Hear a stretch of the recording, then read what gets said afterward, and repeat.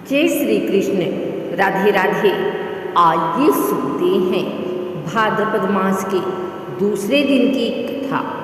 हिंदू पंचांग के अनुसार भाद्रपद मास का दूसरा दिन, जिसे भाद्रपद कृष्ण द्वितीया कहा जाता है, धार्मिक और आध्यात्मिक दृष्टि से अत्यंत पवित्र है। इसे अन्नदान पर्व के रूप में भी मनाया जाता है।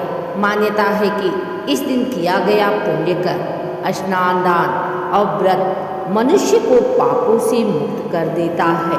बहुत समय पहले एक नगर में एक ब्राह्मण दंपति रहते थे। उनके घर एक कन्या का जन्म हुआ। कन्या सुंदर, गुणी और धार्मिक प्रवृत्ति की थी।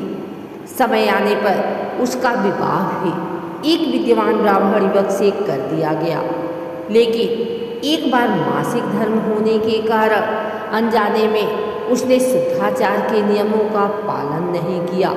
उसने रसोई का कार्य किया, मंदिर में प्रवेश किया और पूजा में भी हाथ लगाया। उस समय परिवार के किसी ने इसे गंभीरता से नहीं लिया, परंतु यह एक धार्मिक दोष था। समय बीता, वह कन्या जब परलोक सिधारी तो अगले जन्म में उसने दरिद्रता, रोग और दुख का सामना किया। वह मन ही मन सोचती थी, आखिर पिछले जन्म में मैंने कौन सा अपराध किया जिसके कारण मुझे इतना कष्ट मिल रहा है।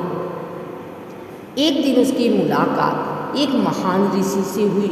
उसने अपनी पीड़ा और प्रश्न ऋषि को सुनाया। ऋषि ने ध्यान लगाया और कहा, पुत्री, यह सब तेरे पिछले जन्म के कर्मों का परिणाम है।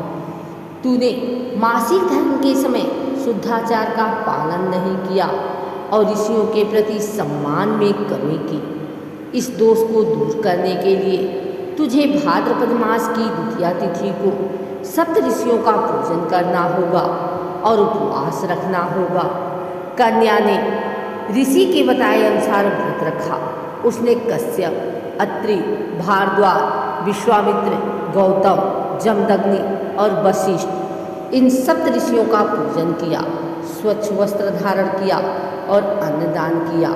उसके व्रत और श्रद्धा से प्रसन्न होकर सप्त ऋषियों ने उसे आशीर्वाद दिया, पुत्री, तेरे सभी पाप नष्ट हो गए हैं। अगले जन्म में तू दीर्घायु, सुखी और समृद्ध होगी।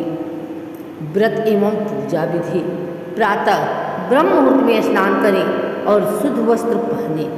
सप्त ऋषियों का पूजन करें, दीप प्रज्वलित करें और पुष्प अर्पित करें।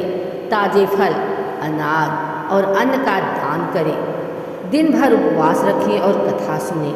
सायंकाल ब्राह्मणों को भोजन कराएं और आशीर्वाद लें। इस व्रत से स्त्रियों के सभी अशुद्धिजन्य दोष समाप्त हो जाते हैं।